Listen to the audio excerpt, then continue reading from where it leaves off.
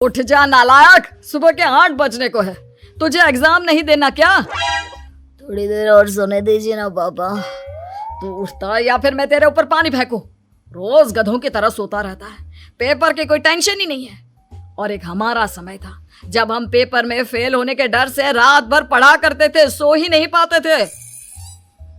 तो क्या अब आप उसका बदला मुझसे लेंगे? मैं 15 मिनट बाद उठ जाऊंगा, आप प्लीज जाइए, मुझे डिस्टर्ब मत कीजिए। इतना कहकर रौनक रजाई ढककर फिर से सो जाता है। तू वैसे नहीं मानेगा, रुक मैं अभी पानी लेकर आता हूँ। बस फिर क्या था, इतना कहकर वो भागते हुए बाथरूम में जाते हैं और पानी की एक बड़ी सी बाल्टी लाकर रौनक के ऊपर फेंक देते हैं। पानी पड़ते ही रौनक झट से उठ जाता है। ये आपने क्या किया पापा? अब तो उठेगा नहीं तो यही करना पड़ेगा ना। वैसे थैंक्स डैड, आपके कारण ना अब मुझे नहाने की भी जरूरत नहीं पड़ेगी। चलिए अब आप माँ से बोलकर मेरे कपड़े निकलवा दीजिए, तब तक मैं ब्रश कर लेता हूँ। वैसे कल ना आप एक काम और करना, नहलाने के साथ साथ मुझे ब्रश भी करवा देना। ये ब्रश करने में ना मुझे बहुत आलस आता है। रौनक की बातों से अरविंद का मुंह खुला का खुला रह जाता है। वो अपनी पत्नी कमला के पास जाता है और रौनक की हरकतों के बारे में बताता है, जिसे सुन उसकी पत्नी हंसने लगती है। तुम अपने बेटे को समझाने के बजाय हंस रही हो। रौनक बच्चा है, धीरे धीरे सुधर जाएगा, आप क्यों उसके पीछे पड़े रहते हो? अभी नहीं सुधरेगा तो कब सुधरेगा? 10वीं क्लास में है रौनक, वो अब कोई बच्चा नहीं रहा। अरविंद की इतना बोलते ही वहाँ रौनक भी आ जाता है। क्या डैड, मैंने आपको एक काम दिया था, वो भी नहीं हुआ आपसे। अरे क्या हुआ बेटा? माँ, मैंने डैड से बोला था कि वो आपको बोलकर मेरे स्कूल की यूनिफॉर्म निकाल दे, लेकिन मेरे पीछे पड़ने के अलावा इनसे एक काम ढंग से नहीं होता। देख रही हो कमला, देख रही हो अपने लाडले को? अरे आप चुप रहिए जी। चलो बेटा, मैं तुम्हें कपड़े निकाल कर दे देती हूँ बस। ऐसे ही साल पर साल बीतते जाते हैं, लेकिन रौनक के रवैये में कोई बदलाव नहीं आता। वो पहले से भी ज्यादा आलसी और पूरी तरह अपने माता पिता पर निर्भर हो जाता है। 2 साल बाद पता नहीं कहाँ गायब रहता है पूरे दिन, अब तक तो आ जाना चाहिए था। अरे आप इतनी फिक्र क्यों कर रहे हैं उसकी?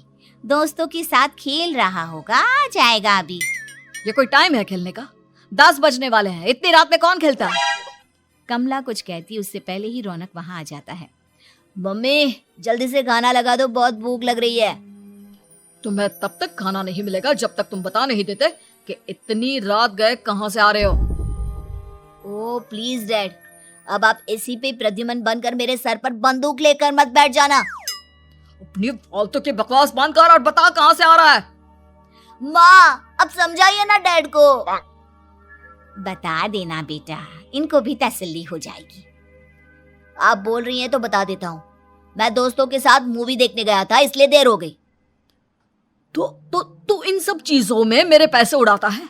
कभी 1 रुपया कमाने के बारे में सोचा है तूने? जब देखो हवा की तरह पैसे उड़ाता रहता है। माँ अब आप इन्हें चुप करा दीजिए, वरना ना मुझे गुस्सा आ जाएगा। अच्छा क्या कर लेगा? बता ना, क्या कर लेगा तू? वैसे बात तो ठीक ही है, मैं कर ही क्या सकता हूँ, पैसे तो फिर भी मैं आपसे ही मांगूंगा ना। चलिए अब ये सब बात छोड़िए और मम्मी मेरे लिए खाना लगा दीजिए। अभी लगा देती हूँ बेटा। मैं बता रहा हूँ कमला, एक दिन ये ऐसे ही बिगड़ जाएगा। ओफो, आप क्यों इतना पीछे पड़े रहते हो मेरे बच्चे के?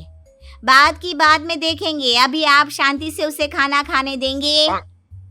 अगले दिन डैडी मुझे 10,000 रुपए चाहिए। हाँ? अब इतने पैसे क्यों चाहिए तुझे?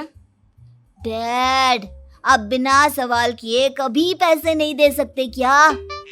जब तक तू बताएगा नहीं तुझे पैसे भी नहीं मिलेंगे। अरे अब आप अपने बेटे को पैसे भी नहीं दे सकते? नालायक, तेरी उम्र के लोग नौकरी करते हैं और एक तू है जो नौकरी करने का नाम ही नहीं लेता कभी। आप लोगों के होते हुए भला मैं नौकरी क्यों करूं? अरे हम कब तक पैसे देंगे तुझे? तुझे भी तो अपने पैरों पर खड़ा होना होगा ना। कौन सा उधार के पैरों पर खड़ा हूँ? अपने ही तो पैरों पर खड़ा हूँ मैं। इसी तरह रौनक दिन प्रतिदिन लापरवाह होता जाता है। उसकी लापरवाही को देखते हुए अरविंद और कमला अपने बेटे की शादी कराने का फैसला लेते हैं और 1 महीने के अंदर अंदर ही रौनक की शादी मेघा नाम की लड़की से करा देते हैं। शादी के कुछ दिन बाद, रौनक, मुझे एक अच्छी सी साड़ी चाहिए, आप ला दोगे ना? हाँ, क्यों नहीं। कितने तक की आती है साड़ी? यही करीब 5,000 तक की। तुम चिंता मत करो, मैं आज ही डैडी से पैसे मांगकर तुम्हारे लिए साड़ी ले आऊंगा। आप कब तक ऐसे ही अपने पापा से पैसे मांगते रहेंगे? कोई अच्छी सी नौकरी क्यों नहीं कर लेते आप? अरे डैड के होते हुए मुझे नौकरी करने की जरूरत ही क्या है? पर आप ऐसे कब तक उनसे पैसे मांगते रहेंगे? कुछ आपको अपने दम पर भी तो करना होगा ना। अब तुम भी बाकी लोगों की तरह मुझे ज्ञान देना शुरू मत कर देना। साड़ी चाहिए ना तुम्हें, मिल जाएगी बस। इतना कहकर रौनक अपने पिता से पैसे मांगने चला जाता है। डैडी, मुझे 5,000 रुपया चाहिए। अब 5,000 क्यों चाहिए तुझे? वो मेघा को साड़ी चाहिए थी। अरविंद आगे बिना कुछ कहे चुपचाप उसे पैसे निकाल कर दे देता है। कुछ दिन बाद, तुम्हें नहीं लगता कमला, रौनक हम पर पहले से भी ज्यादा डिपेंड हो गया है? मुझे तो अब उसके भविष्य की चिंता होने लगी है। कल को हमें कुछ हो गया तो वो क्या करेगा?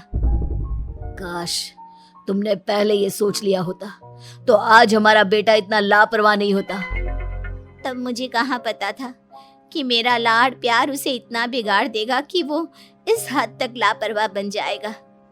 कोई बात नहीं, अभी भी देर नहीं हुई। मुझे पता है उसे कैसे सुधारा जा सकता है। कैसे? अरविंद कुछ कहता उससे पहले रौनक वहां आ जाता है और पैसों के लिए हाथ फैलाने लगता है। डैड, मैं और मेघा बाहर घूमने जाना चाहते हैं। अरे वाह, ये आज सूरज कहाँ से निकला है? Dad please. अच्छा चलो अब मुद्दे की बात करो। मुझे अब 25,000 चाहिए। अब तुम्हें 1 रुपया भी नहीं मिलने वाला। अगर तुम्हें पैसों की इतनी ही जरूरत है तो कोई ढंग की नौकरी कर लो। मम्मी, आप कुछ कहिए ना डैड को। बेटा, वो गलत क्या बोल रहे हैं? ये सब हम तेरे भले के लिए ही तो कर रहे हैं। मम्मा, मैंने बताया ना आपको, मुझे नहीं करनी कोई जॉब वॉब। तो ठीक है, निकल जाओ हमारे घर से। तुम्हारे जैसे लोगों के लिए मैंने ये घर खड़ा नहीं किया है। जितना ये घर आपका है ना, उतना ही मेरा भी है। मैं कहीं नहीं जाने वाला। जाना तो पड़ेगा ही तुझे, क्योंकि अब मैं तेरा कोई भी खर्चा नहीं उठाने वाला। ठीक है, मत उठाइए मेरा खर्चा, मैं अपने दम पर भी जी सकता हूँ। तो बेशर्मों की तरह अब तक यहाँ क्यों खड़ा है? अपना सामान ले और निकल जाए यहाँ से। रौनक पैर पटकते हुए वहां से चला जाता है। घर से निकालना जरूरी है क्या उसे? बिना पैसों के कौन रखेगा उसे किराए पर? अगर उसका भविष्य सुधारना है तो हमें अपने दिल पर पत्थर रखकर ये कदम उठाना ही होगा। दोनों बात कर रहे होते हैं कि रौनक अपनी पत्नी के साथ एक बड़ा सा बैग लेकर घर से निकल जाता है, लेकिन घर से बाहर उसे कोई भी मुफ्त में अपने घर किराए पर नहीं रखता। अंत में थक हार कर वो फिर से अपने घर चला जाता है। क्या हुआ? थोड़ी देर पहले तो दहाड़ते हुए घर से निकला था, अब क्या हुआ? नहीं रखा ना किसी ने तुझे किराए पर? डैड प्लीज, मैं कुछ दिनों में कोई अच्छी सी नौकरी शुरू कर दूंगा। आप तब तक तो हमें रख लीजिए प्लीज। सुबह से रात हो चुकी है लेकिन कोई हमें रखने को राजी नहीं है। अब आप ही बताइए, इतनी रात को मैं मेघा को लेकर कहाँ जाऊंगा? ठीक है, बहू की वजह से मैं तुझे घर पर रख रहा हूँ, लेकिन तू इस घर में एक बेटे की नहीं बल्कि एक किराएदार की हैसियत से रहेगा। 3 महीने है तेरे पास। इन 3 महीनों के अंदर अंदर मुझे तेरी पहली तनख्वाह हाथ में चाहिए, समझ गया? पक्का डैड, इन 3 महीनों के अंदर अंदर तो कोई बढ़िया सी नौकरी ढूंढ ही लूंगा मैं। ऐसे ही धीरे धीरे समय बीतने लगता है और अरविंद के दिए 3 महीनों में से 2 महीने बीत चुके होते हैं। पापा जी ने हमें 3 महीने दिए थे, जिसमें से 2 महीने तो बीत चुके हैं। अब ये आखिरी महीना बचा है। अरे तुम चिंता मत करो, आज मेरा ना 2 जगह इंटरव्यू है, दोनों में से कहीं ना कहीं तो जॉब लग ही जाएगी। अच्छा, all the best. Raunak interview के लिए निकल जाता है, जिसके बाद शाम में रौनक घर आता है। कैसा गया इंटरव्यू? आपकी नौकरी लगी या नहीं? अरे पहले सांस तो ले लेने दो अच्छे से। बताइए ना, मुझसे तो जरा भी इंतजार नहीं हो रहा है।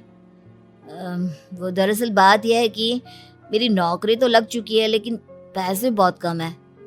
कितने पैसे हैं? 15,000। इतने में अरविंद और कमला मिठाई का डिब्बा लेकर आ जाते हैं। बधाई हो बेटा। हम जानते थे तेरी जॉब जरूर लगेगी। लेकिन मेरी सैलरी बहुत कम है मम्मा। कम है तो क्या हुआ, धीरे धीरे बढ़ जाएगी। हाँ बेटा, हम तो बस चाहते थे कि तू अपने पैरों पर खड़ा हो जाए। मतलब अब आप मुझे घर से नहीं निकालेंगे? नहीं, ये सब हमने तुझे जिम्मेदार इंसान बनाने के लिए किया था। Thank you mummy papa. अगर आप दोनों ऐसा नहीं करते तो मुझे कभी अपनी जिम्मेदारियों का एहसास तक नहीं होता। आज आपने मुझे सिखा दिया कि इंसान का अपने पैरों पर खड़ा होना भी जरूरी होता है। इतना कहकर रौनक झट से अपने माता पिता के गले लग जाता है और अपनी कमाई की पहली तनख्वाह वो अपने माता पिता के हाथ में सौंपता है। इस तरह रौनक एक गैर जिम्मेदार व्यक्ति से एक जिम्मेदार व्यक्ति बन जाता है।